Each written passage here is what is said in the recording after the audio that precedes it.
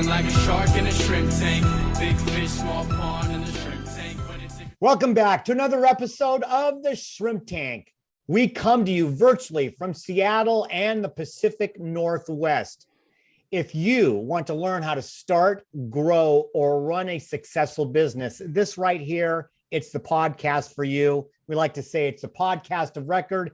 It's because that's where street smarts and book smarts collide. Hello again, everyone. I'm Dan Whedon, and I'm happy to have my co-host today, Michelle Baumberger. Our guest is Shenandoah Davis from Adventure Nannies. Shenandoah is running what they call the universe's coolest domestic staffing agency for families across the country. I think I have to agree. Adventure Nannies is a nationwide nanny agency whose focus is on matching incredible private educators and nannies with active and traveling families. As their chief operations officer, Shenandoah oversees a team of 6 employees scattered across the country, as well as overseeing the day-to-day operations. This can include everything from payroll, client acquisition, systems design and management, training manuals, marketing, branding, and a whole lot more.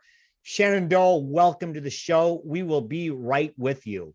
Everybody, you can find us wherever you get your podcasts: iHeartRadio, Apple Podcasts, Google Podcasts, Spotify, SoundCloud, Stitcher, and YouTube. Michelle, what are we?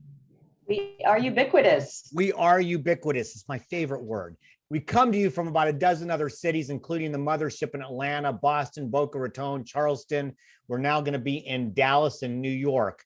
Now, before we bring on Shenandoah, hello, Michelle. Hey, Dan. Good to see you. Good to see you. It feels like it's been about a month.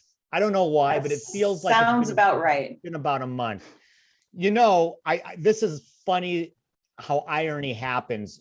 We have, as you know, we have two little granddaughters, 4 and 3, with twins on the way. We found out one's going to be a boy, the other a girl, obviously. But we had the 4 and 3-year-old over the weekend. Actually, we had them for about, I don't know, I think it was Thursday through Monday. And today was garbage day, Michelle. And, you know, when it's just Barb and me, there's weeks we don't have a full garbage can. When the little girls are here, the garbage grows immensely. I mean, we're talking pull-ups, we're talking food that didn't get eaten, stuff that got broken, all sorts of that. Do you remember those days? I do. And I must tell you that they are not going to get a whole lot better, because our garbage fills up and it never gets taken out magically, despite the fact that everybody in the house is able to do so. So the piles of recycling that just precariously sit on top of each other, waiting until it just topples over, happens still at this age. It still happens. So you just don't have any more of the pull-ups or the diapers to worry about. Thank goodness. Yes. Yeah. Yeah. No, it's interesting because it seems to add up. Oh, by the way, it also seems that we do the dishes a lot more. I don't know why, but that happens a lot. I'm going to ask our guest, Michelle. I'm going to ask Shenandoah to weigh in on this because, you know, here we are, we're talking about toddlers and toddlers that might be 4 and 3, but act a whole lot older at times and a whole lot younger at times. In your world of Adventure Nannies, I got to believe there's a lot of garbage being taken out at times. Is that true? Yes, there is a lot of garbage and waste and things coming in and out of people's houses. And Michelle, to your point about having a hard time finding out why the trash is never somehow magically being transported outside.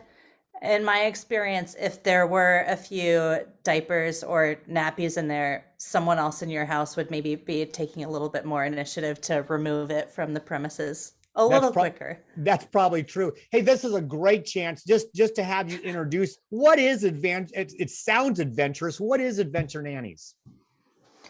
Yeah, so Adventure Nannies is turning 10 in May, and we are a nationwide agency that helps families from all over the country for various reasons find nannies, private educators, and newborn care specialists to care for their kids and just provide holistic support overall to the entire family, whether they're traveling, whether they're at home, whether they're entrepreneurs, whether they're in a touring band or a sports team, just the whole gamut. But there's always some level of adventure unknown involved, as I'm sure you experienced with your grandkids this weekend, Dan. Yeah, I think that's with kids just generally. I remember when our kids were little and people would be like, oh, we're taking our nanny with us to Mexico. We're taking our nanny with us on vacation. And it felt like something that was, kind of this weird balance between things that are supposed to be family and things that are supposed to be, help. And it sounds like there's a blend there now that's maybe a little different than maybe what some of us would think of. So how does that nanny blend into the family?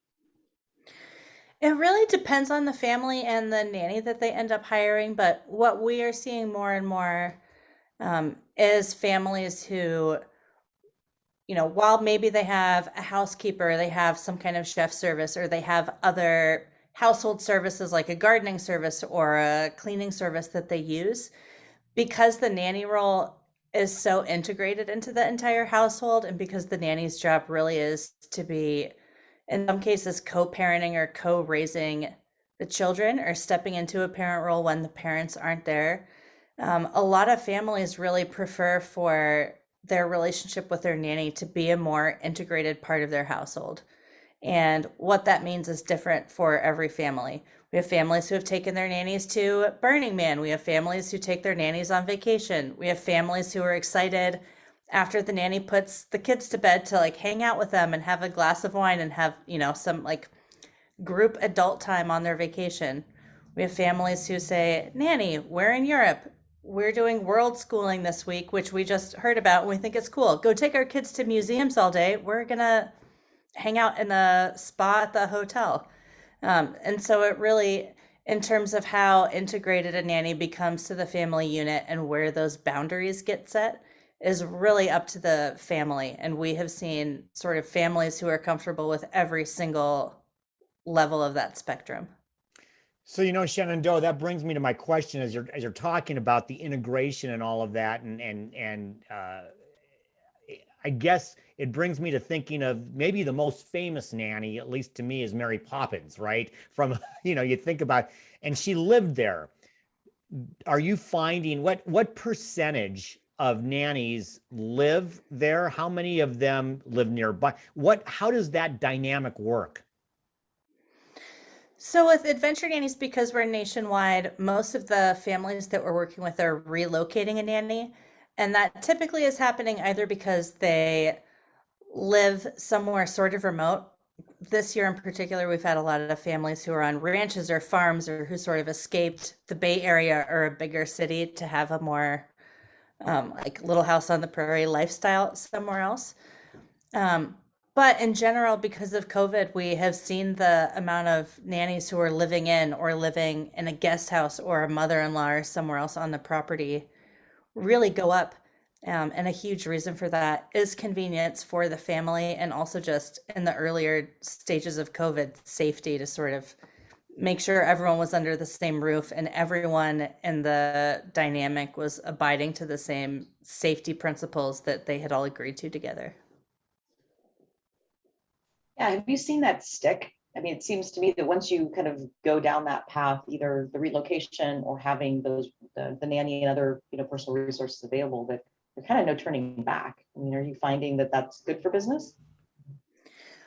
It has been good for business, and we're at the point in COVID where we are seeing, I think that once that bond of relationship, that trust bond, and there's an actual relationship established with the nanny, that families feel a lot more comfortable, and nannies feel a lot more comfortable in this sort of coming out period of COVID, of testing the boundaries a little bit.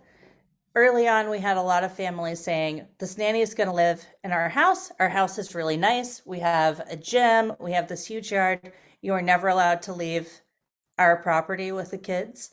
And then after a nanny had been working there for 3 to 6 months, saying, but your boyfriend can fly in for a weekend, but you can have friends over and hang out by the pool, but you can go visit your parents for a weekend and just take a rapid test when you come back. And so I think that the kind of hypothetical safety issues in general, but also especially around COVID, it just becomes so much easier to navigate once you have an actual person who's sitting in that seat who you trust and you can just have a direct conversation with, versus sitting in your house by yourself imagining all of those risks and dangers that a new person might be bringing in. You know, the last time Michelle and I were hosting together, we had Jennifer Lambert on, and we were talking about staffing. But here we are talking about staffing still, and some of the questions we had for her relate around what we hear around from clients and everybody, how hard staffing is. How is the staffing business when it comes to nannies? Because I got to think that'd be kind of a cool job for a lot of people who say, yeah, that would be fun. Are you having trouble finding nannies? You know, I guess I'll start with that. And how is how is that going? We specifically have not been having trouble, but the kind of counterbalance to that is that at Adventure Nannies, the candidates that we're looking at and what we call a nanny is someone who has 3 years of full-time professional childcare experience, probably a bachelor's degree or an associate's degree in early childhood education, and has demonstrated kind of a proven track record of continuing education and really devoting maybe not their entire career, but a high level of interest to pursuing these types of jobs. And for some other families that are looking for nannies, a nanny might be their next door neighbor's kid or a college student who they have met or someone that they're picking up online.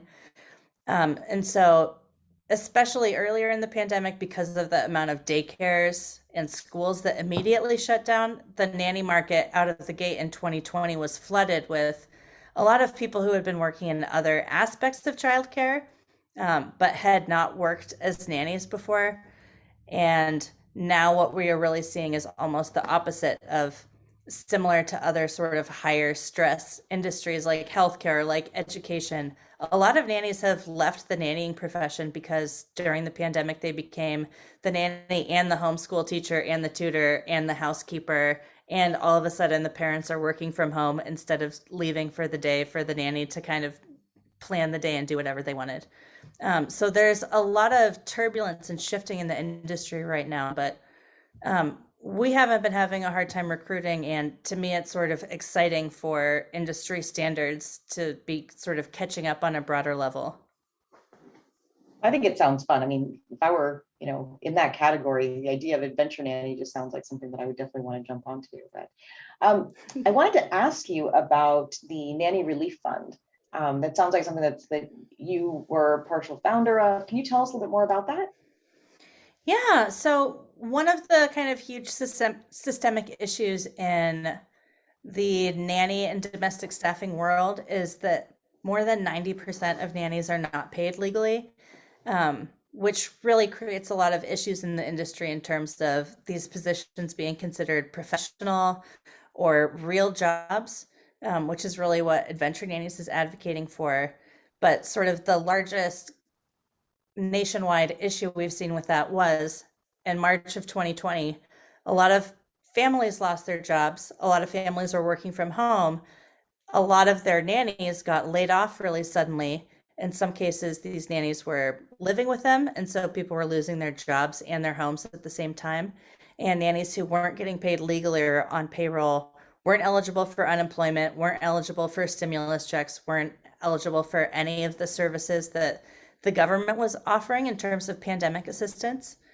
And so Nanny Relief Fund, there were 3 agency owners and 3 nannies who sort of banded together to start it. And we just said, we've been preaching legal pay. We've been trying to educate everyone about it. We understand that not everyone was able to or chose to get paid legally at your nanny job that you just lost. And we're not here to slap you on the wrist and say, this is why we were telling you to do that. We are here to try to help you in the short term while also providing education to prevent this from happening to you again in the long term. And so we started about a month into COVID, and in the first 12 months, we raised just over $100,000 that we were able to give all of away in need-based grants of $500 to folks who were able to prove that they were a nanny and they were experiencing some kind of hardship. Wow. That's it's one of the things about Oh, COVID. go ahead. Sorry, Michelle. I mean, one of the things about COVID that has just been, I think, so eye-opening for me is, all these externalities that we just don't think about day to day, right? There's these like unique positions on, okay, this one problem shut down because of COVID, and just how it affects the entire, whether it's supply chain, whether it's, government benefits. I mean, it's just amazing, and grateful to you for finding that way to help folks in such dire straits. I agree. And I guess the Oh, thing thank that you. kind of jumped out at me that's so amazing is that you realized it so soon in. You said about a month into COVID. I think a month into COVID, so many of us were like, is this going to last another 2 weeks, 3 weeks? You kind of really didn't know. So really fantastic. What else is fantastic is we're going to take a short break to pay the bills. We're going to hear from today's spotlight sponsor. And when we come back with our guest, Shenandoah Davis, for our Hot or Not section of the show, we're going to talk about breaking some societal and some societal and gender norms. You'll find out when she finds out when we come back. Don't walk away. We'll be back with more of the Shrimp Tank. Your business is a valuable achievement, your livelihood, and your legacy. Every day, you're asked to balance business opportunities and legal risks, but engaging legal adds complexity and expense. You deserve to experience business law the way it should be: practical, responsive, approachable, and transparent legal solutions to support your business in every stage. With Equinox Business Law Group's General Counsel Services, you get a corporate legal department tailored to your business needs. Let us tackle those contracts, HR, partnership, and IP issues so you can get back to your most important work, seamlessly moving your business forward. To learn more about Equinox's fixed cost, all-inclusive legal services, visit our website at equinox.law or email contact@equinoxbusinesslaw.com. Equinox Business Law Group, business law the way it should be. Welcome back to the Shrimp Tank, where we interview the best and brightest CEOs and business thought leaders in the greater Puget Sound area and beyond. I'm Michelle Bomberger here with Dan Whedon, and our guest today is Shenandoah Davis with Adventure Nannies. Let's kick off our next segment, Hot or Not. So Shenandoah, I know that you've listened to a couple of the podcasts, and this is where Michelle and I pepper you with questions about business, about life, probably a little bit about nannies, maybe some music, because you are a singer as well, and a whole lot of other cool things. At the end, you win absolutely nothing, but let's hope you have some fun along the way. So I tried to spit out societal gender norms, that type of thing. Hot or not, male nannies.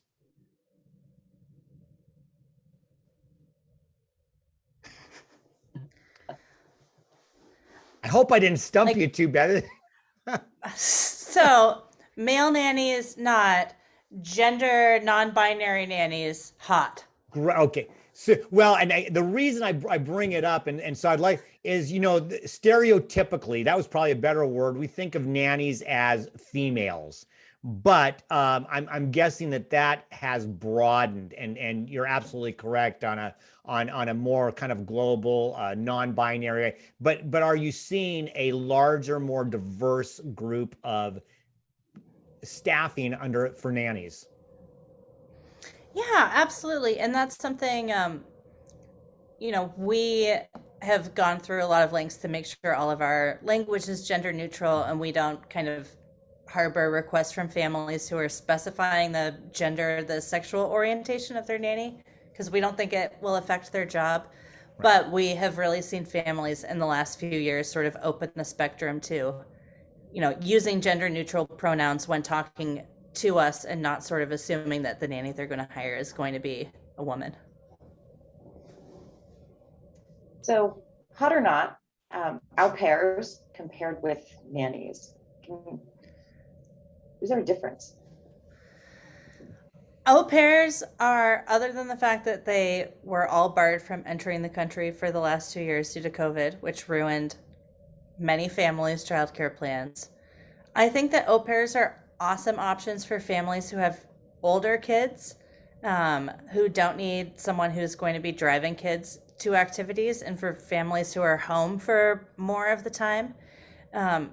Au pairs have a lot more flexibility with their schedules and sort of what they are able to do in the household than a nanny, and they're also much cheaper, although the au pair agencies are actually more expensive to use than a nanny agency. But they also have a lot less training and development, and a lot of times it is realistically like having like a teenager, someone who is very recently a teenager, like you're hiring an oldest child to live in your house. So lukewarm, depending on your family, up to you. So I'm gonna move a little bit to the entrepreneurial side because you are an entrepreneur. You're the chief operating officer of this, and this is a business. You're really as cool and as venturesome as it's a business. So hotter, or which one's hotter? I'm gonna do the which one is hotter, street smarts or book smarts? Oh, street smarts. Talk a little bit more about why you say that. So I was a touring musician for about a dozen years. I had one job for a year and a half before I came to Adventure Nannies, and I felt so behind in business. And I read about 100 business books in the first 6 months that I was working with Adventure Nannies. And I love business books, and I'm constantly like reading them and listening to audiobooks. But there is just no replacement for experiential knowledge or intuitive knowledge, I think. And so like books and book smarts are a helpful tool, but if you don't sort of have in your core what you need to know already, then no book in the world is going to be able to help you. So, hot or not, private educators. So hot right now. We worked with a lot of families who pivoted towards private education at the beginning of COVID, and we right now are seeing a second wave of both families who hired a private educator or were homeschooling and have really found out that it's way better for their families, and their kids don't want to go back to school, and so they're pursuing that now long term. And we are also seeing families who are now sort of looking at it for the first time just to match some other lifestyle or travel or kind of homestead changes that they've made. And I was homeschooled until 9th grade. And so like I say that with my own bias, like homeschooling is awesome. I turned out pretty normal. I feel like as a parent, I would probably not be the best teacher for my children. So I would have to go with the private educator option rather than the homeschooling in a traditional way. So, I'm actually going to jump back a little bit to my question because I had a thought, or my question came from this. You became an entrepreneur at some point. You started reading those business books and all of that, but you became an entrepreneur at some point. Talk a little bit about the journey that took you from wherever you want to start to where you are today with Adventure Nannies. How did that entrepreneurial journey look for you? Yeah, so my first sort of moment of entrepreneurship came on my 29th birthday, which was almost 10 years ago now. I was in New Zealand. I was partway through a tour. I had been on tour for 9 months nonstop. And I was a songwriter. And so when I traveled, I would travel with a hiring band or friends I had hired to fill out sort of the touring ensemble. And so I was on this dock. I had just played an awful show on the ferry between the North and South Island of New Zealand for us to get to travel there for free. Because otherwise it's like $700, and what musician has $700 in their 20s? And I was on this dock. We had just gotten to the South Island, and I was just thinking, I just turned 29. I haven't had health insurance since I turned 18, so I now have had no health insurance for 11 years. I have $300, and there are 3 people traveling with me, and we can play exactly 2 more shows where we make less than $300 before all of a sudden I can't afford to feed or house anyone for the next 3 weeks that we're in New Zealand. And at that point, I had been doing it for about 8 years since I graduated from school. And I was like, this is the reality. I'm not making enough money doing this to both sort of further the business, which I wasn't thinking of at the time, but was the musical career, and to pay for like my own rent or utilities or basic living expenses. And now I'm in a situation where I'm dragging other people around the world with me, sort of for fun, but they also need money somehow. And everything I've ever done in my life was a mistake, and every decision I've ever made was wrong. And it's too bad that now I'm 29 and I have this bachelor's degree in opera performance because I've just totally effed up my entire life, and there's no way I could ever get it back on track. And so then immediately after that trip, we did make $300. No one was homeless. There was one night we slept on the front porch of a house that had a for sale sign in front of it, because the hotel had closed by the time we rolled into that city. But at that point, I came back to Seattle. I got a job as an office assistant, and then within 3 months had become the marketing director of this company, because what I hadn't sort of realized in this bummer moment on my 29th birthday was like everything that I was doing other than actually sitting at a piano and writing music for the last 12 years was being an entrepreneur, and was marketing, and was booking shows and advertising and designing posters and running social media campaigns and creating sort of so much momentum and buildup just to try to get anyone to care about the thing that I was doing. And the second that I was able to apply any of that energy or effort to something that wasn't being a musician, which it turns out is really hard to make money at, which I should have known.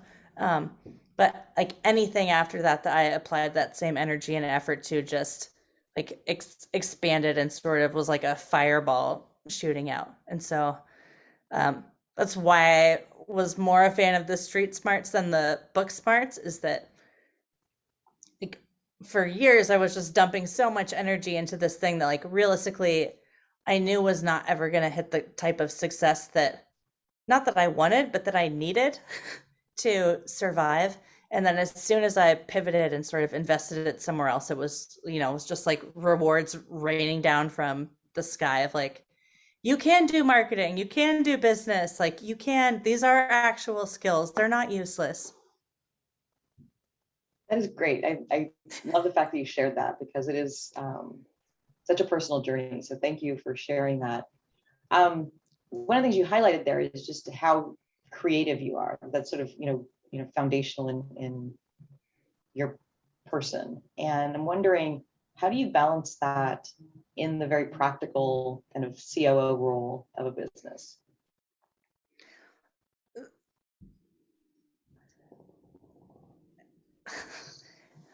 I think I balance it probably in a way that a lot of people don't. And part of that also goes back to being homeschooled and growing up outside of a social sort of norm or a social setting. Because by the time I got to high school, my family had just moved. I had gone from being in school with my 3 younger siblings, I'm the oldest of 4, to them being a freshman in a high school of 2,000 people. And I was at that point so far away from fitting in that it just felt so unattainable that I'd never like got it or never even tried to do it. But in terms of business, and being part of, like amazing groups like EO, which I know you through, Michelle, and, in business circles and some of the organizational things with nanny agencies and staffing agencies that I'm part of. It has really been just a balance of trying to see as an outsider what everyone else is doing, and then just understanding like what the fringe level of acceptable is to sort of be in the orbit of what they're doing, to not be like the total weirdo person who nobody likes, who's just like kind of messing everything up. But not all the way to like, like never trying to be the sun, never trying to be like the most, like the best nanny agency owner, the most entrepreneurial EO member, of just like, okay, what do I need to do here for like no one to just like think that I'm super weird and not respect me anymore. For today, I was like, I'm wearing a t-shirt. I'm going to put this jacket on over my t-shirt, because now like that's business ownery enough for the Shrimp Take podcast, I think. But it is just kind of testing the waters and finding where that bare minimum space is of like, what do I need to do to just be like not completely thrown out of this party versus like becoming the leader of the party.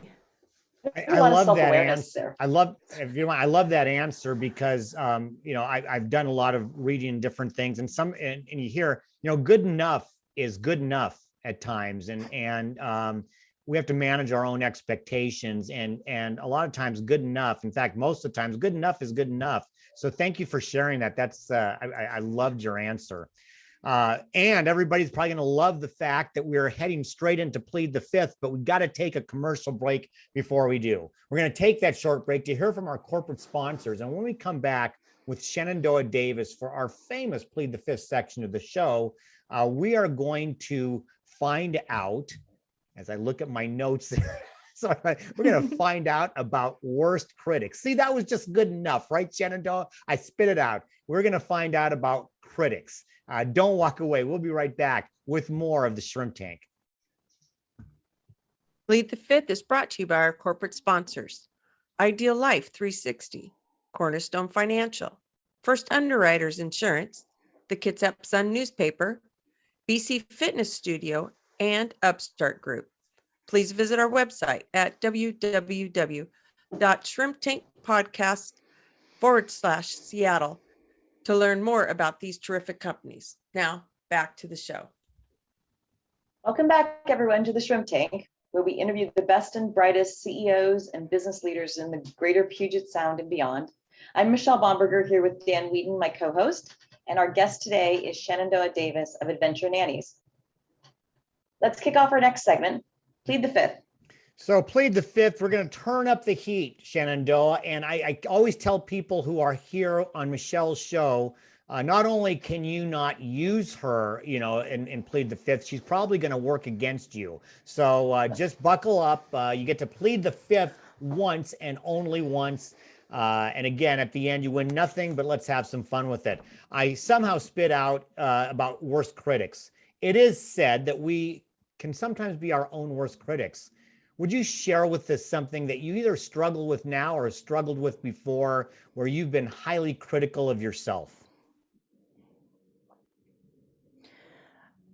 I really struggle with, as a boss, of sort of finding the balance between, like, our whole team is women and non-binary people, almost. Like, we have an inclusive, supportive work environment, and my struggle is, am I being too nice to my employees? Am I being too mean to my employees? How does my employees' perception of that affect how I'm feeling about my ability to lead? Because I've run into some issues where I'm being a total softie and my leadership team is sort of berating me or being like, that's too big of a raise, this is industry standard. And then I run into other issues where, like, I'm just being a jerk and I just totally disagree. And my leadership team is like, oh my God, you are awful. You're so lucky that we're here to protect the rest of your company from you. And so just navigating that line and trying to figure out when I'm okay enough to be right or not. One of the things that I've heard throughout this show is this kind of self-awareness that you have, which I think is really incredible. What do you wish you would have known about yourself 5 years ago? Would maybe change your trajectory or something, impactful in your life?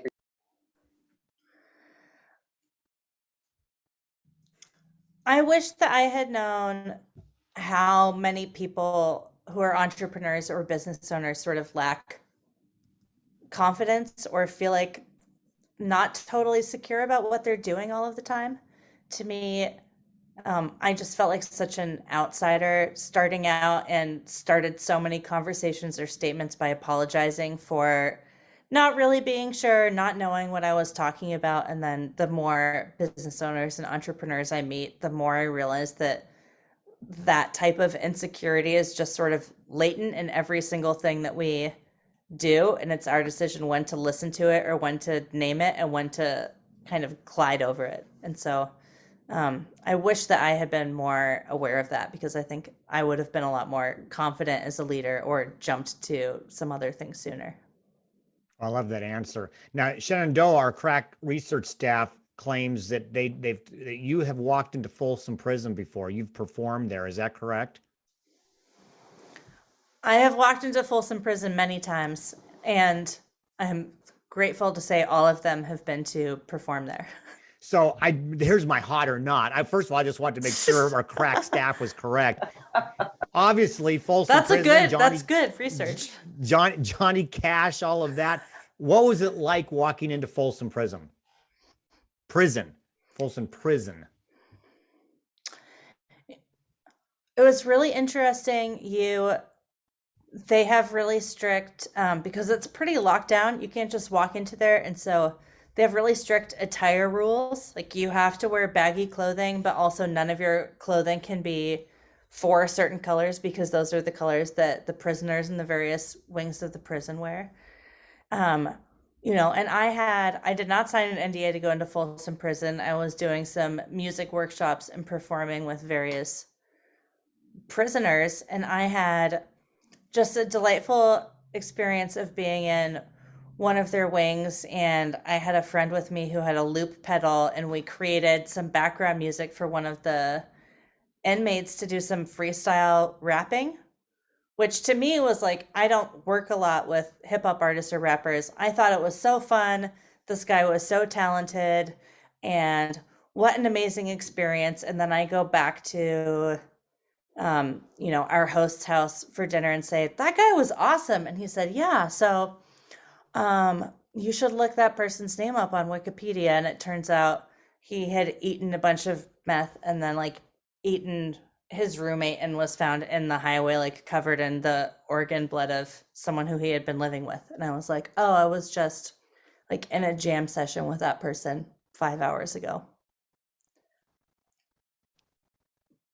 Wow. Wow. I think you stumped us as far as how to respond. I think there was there's that 5 seconds of stunned silence. That was amazing. What an incredible story. I mean, no one ever, I don't like advertise. I'm so impressed that your crack research team found out about Folsom Prison. I've never talked about it before. Well, I had trouble spitting it out because I have a friend who is a Johnny Cash tribute band called Folsom Prism, and I can't spit out prison. Now I can't say prison all the time. I'm stuck on prism. But anyway, thank you for sharing that. My pleasure. Michelle, on to you. Segue. Speaking of strange experiences, I'm wondering what the most unusual request you all have received in Adventure Nannies for help or assistance. The most unusual one, barring like all types of really inappropriate EEO violating requests that we get hundreds of times a week, as does every nanny agency. We had a family who one of the parents was doing an intercontinental train trip with their 7-year-old daughter. So one parent and one daughter. And the kind of hang up of the trip was that the 7-year-old daughter had gotten very into coding and had created her own website and blog and vlog. This was like 5 years ago when it was a little bit less attainable to do these things. And so they needed a nanny who was going to be willing to do a transatlantic trip for 4 months, one parent and this small child, who also was like coding capable and savvy in some coding languages that, to be honest, like I was not familiar with, nor was anyone on our agency staff, where they're like, yeah, like our 6-year-old's a wizard coder, and the nanny just also needs to know like Linux and CSS and HTML and blah, blah, and Flash so that they can just run her travel website for her. And we were like, totally, what is that? We ended up finding the person, but it was a true miracle. It was not through the talents of our recruitment agency. And the person also needed to be vegan, of course, and Montessori trained. I can imagine, maybe not to that extent, but that you get so many different, this has to fit here, and this, that sometimes it can be difficult. So I got to make sure I ask you this question. We've been asking all of our guests. You probably now know it's coming. I'm asking you to start a new business based on a hobby. So we're going to take you out of the nanny COO business and say, if you had a chance, and it doesn't always, people say, well, I don't know if I can do that. No, it doesn't have to be successful. We just want to know, what hobby would you start a business on, and why? So I have never been a particularly craftsy person, but I did start crocheting at the beginning of the pandemic, and I'm getting married this summer, and our family is planning on moving to North Carolina. And at this point I have crocheted enough, and I have bought so much yarn that I have started to get into dyeing yarn. And so I have this kind of freakish fantasy that in like 5 to 20 years I will be living in the mountains of North Carolina, and will have like farm to tabled the process of sheep and alpacas into like breeding them and training them and cutting the wool and carding the wool and spinning the wool and dyeing the wool, and then crocheting, ridiculous sweaters for myself as I get old out of this wool that I've spent like thousands of hours creating. It's not like my Shark Tank business idea, but that's like my sick fantasy that I'm leaning into right now, post-COVID. Michelle, I think we're going to move it from what hobby to what sick fantasy. I like that. I think even a little bit better. That could get ugly and dangerous really quickly. Good. That was a wholesome one.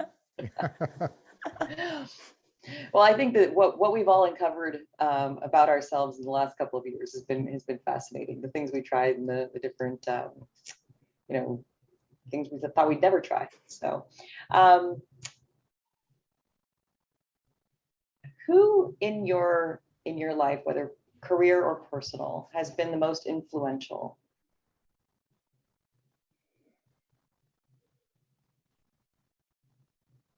That's going to be my plead the fifth. I feel like we're getting close to the end of the segment. I've been trying to calculate. But I plead the fifth because there are so many people who have been significant that I feel like singling out one is sort of unfair to the rest of the journey, and someone will get mad at me. All right. Well, with that, I think you were right. We were getting close to the end of the segment. We took advantage of that to plead the fifth right at the right moment. So thank you so much for being a guest on the show today. For our listeners that want to get in touch with you or learn more about Adventure Nannies, how can they get more information? So we live at adventurenannies.com. We actually are unveiling a new website in about a week. And we also are very active on Instagram. I think we have over 30,000 Instagram followers. So that's always going to be the most up-to-date spot. And then if you just want to reach out to me directly, I'm just at Shenandoah at adventurenannies.com. And I'm not going to spell it for you because it will be spelled in the show notes and you'll still get it wrong. So no problem. Well, for our listeners, make sure you check out all the replays on shrimptankpodcast.com/Seattle, or wherever you get your podcasts, iHeart, Google, Stitcher, SoundCloud, and follow us on our show's social media pages on YouTube, Facebook, and Instagram. Well, first of all, Shenandoah, thanks for joining us today. We really enjoyed having you and learning more about you and Adventure Nannies and everything. Michelle, great to have you as well. Our next show will be Wednesday, March 30th. And just as Michelle said, if you like us on Facebook, you can watch this live stream because our guest will be, oh, wait, we have our special show next week. Only a couple times a year when we have a fifth Wednesday, we try to bring all of our hosts together. So it's our special, we got to come up with a fancy name for it, but it's our fifth week Wednesday. So please don't miss it, 12 p.m. Pacific time. In the meantime, please be safe, be well, be prosperous, because until next week, the shrimp is back in the tank. So long. I've been feeling like a shark in a shrimp tank. Big fish, small pond.